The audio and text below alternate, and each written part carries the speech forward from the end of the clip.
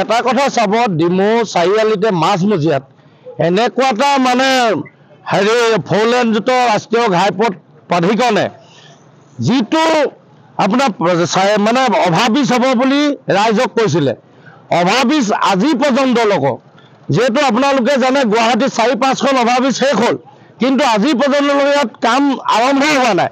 আৰু এইটো আমাৰ ডিমৌবাসী ৰাইজৰ কাৰণে এটা জমদূত পৰিণত হ'ব এদিন। কেলে হ'ব জমদূত পৰিণত? যিহেতু আপোনালোকে দেখে ডিব্ৰুগড়ৰ পৰা আহিলে শিৱসাগৰৰ পৰা গাড়ী আহিছে না নেদেখে, শিৱসাগৰৰ পৰা আহিলে ডিব্ৰুগড়ৰ পৰা বাছ আহিছে না আপোনাৰ দেখায় কোনো গম নাপায়। এই ক্ষেত্ৰত এদিন হয়তো ঘটনা হোৱা এটা পৰিলক্ষিত হ'ব।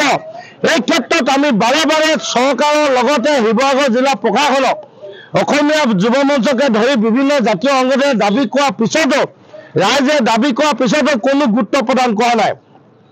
যেতিয়ালৈকে এই চৰকাৰখনে মৃত্যুত কিৰিলি নুশুনে তেতিয়ালৈকে কিন্তু চৰকাৰখনে হাৰ নাপায়। তাৰপিছত তেওঁলোকে এছপি ঘোষণা কৰিব। আজি এইটো এটা যি অভাৰব্ৰিজ বুলি তেওঁলোকে যি বনাই থৈছে, এইটো আমি চৰকাৰক দাবী কৰিছোঁ অতি সোনকালে ভাঙি দিয়ক, নহ'লে কিন্তু ৰাইজে ডিমৌ ৰাজপথত আন্দোলন কৰিবলৈ বাধ্য হ'ব বুলি আমি আপোনালোকৰ আগত স্পষ্টভাৱে কৈ দিছোঁ। আজি আমাৰ ডিমৌ চাৰিআলি মাজমজিয়াতে যিটো এইটো আপোনাৰ কৰিছে, অৰ্ধনিৰ্মিতভাৱে থৈ দিছে আজিলৈকে, আজি প্ৰায় 8-10 বছৰ সময় উকলি গ'ল। তৎসত্ত্বেও এইটো মানে এক প্ৰকাৰ মৃত্যুৰ কিৰিলি হ'ব বুলি আমি কল্পনা কৰিছোঁ। তৎসত্ত্বেও মানে ইয়াৰ কোনো ধৰণৰ কাম আজিলৈকে কৰা নাই, সম্পূৰ্ণ বিসংগতিত বস্তুটো হৈ আছে। ইয়াতে সন্মুখত এখন হস্পিটেলো আছে, হস্পিটেলখনলৈ মানুহ আহিলেও এফালে দেখি নাপায়, সিফালৰ মানুহ গ'লেও সিফালেদি দেখি নাপায়।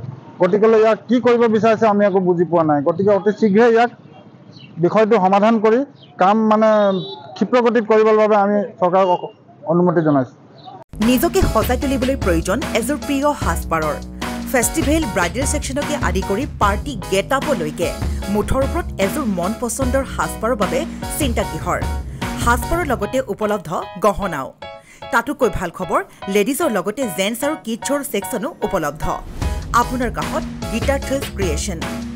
যোগাযোগ নম্বৰ 7638886024। ঠিকনা near Japorigog LP school, Japorigog, Guwahati, house number 11।